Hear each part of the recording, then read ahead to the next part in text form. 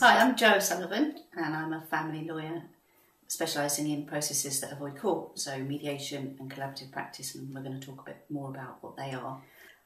There are various forms of dispute resolution, all of which of course avoid court. They very much depend on how far the parties are in discussing things and how well they're able to talk to each other. So the first one I would say would be do-it-yourself or kitchen table agreements. The second would be mediation. The third would be collaborative practice, and the fourth would be arbitration. So kitchen table agreements or do-it-yourself agreements are those where the couple sit around a table basically and try and work things out together. They can use a parenting plan, for example, to work out what things will look like after they've separated, and of course to keep revisiting that document as the children grow up. This particularly suits people who are really quite emotionally mature, really. They have dealt with their separation. They are able to talk to each other and be in the same room together. And they don't necessarily need the help of another professional.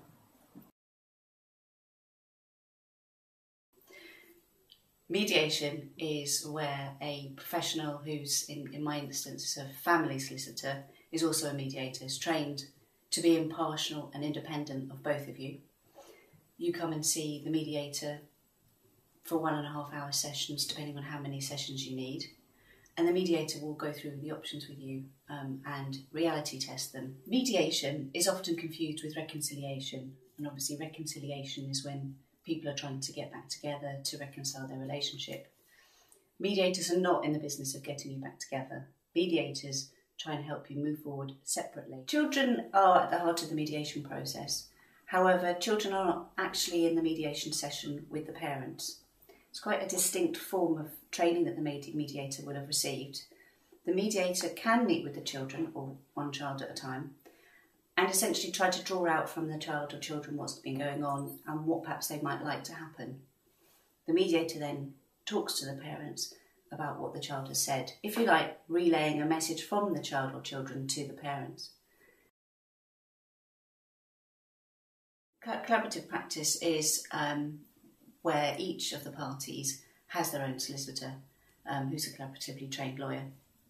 And what we do quite simply is sit around the table, the four of us, having four-way meetings until we resolve all the issues. So there's a collaborative process is about having a series of meetings rather than writing letters to each other or going to court. So the great advantage of collaborative practice is that whilst the process is going on, each of the couple get their own legal advice given openly in front of the other solicitor and the other party. This leads to openness. There's no secrets. There are no games playing. No one wins. It's a question of what suits this family in all these circumstances.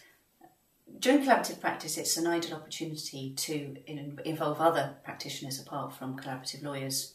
So we might, for example, need the help of a coach, a money coach, an independent financial advisor, perhaps an accountant.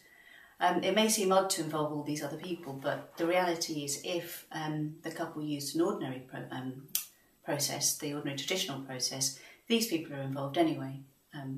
For example, parenting experts, perhaps even getting parenting reports.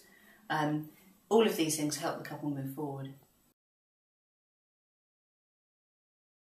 Arbitration is quite new to family law in England and Wales. It's a bit like court, but not being at court. So the idea is that you take your case to an arbitrator who will ask for the same kinds of documents that a judge would ask for, except you're not in court.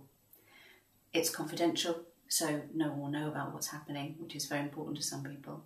It's much cheaper and it's much quicker, depending on the diary of the arbitrator. I think in terms of most dispute resolution processes, it might be something to consider. For example, if there's one issue at mediation that people can't reach agreement on, or one issue in collaborative practice, they could take that one issue, for example, to the arbitrator to make a final decision on.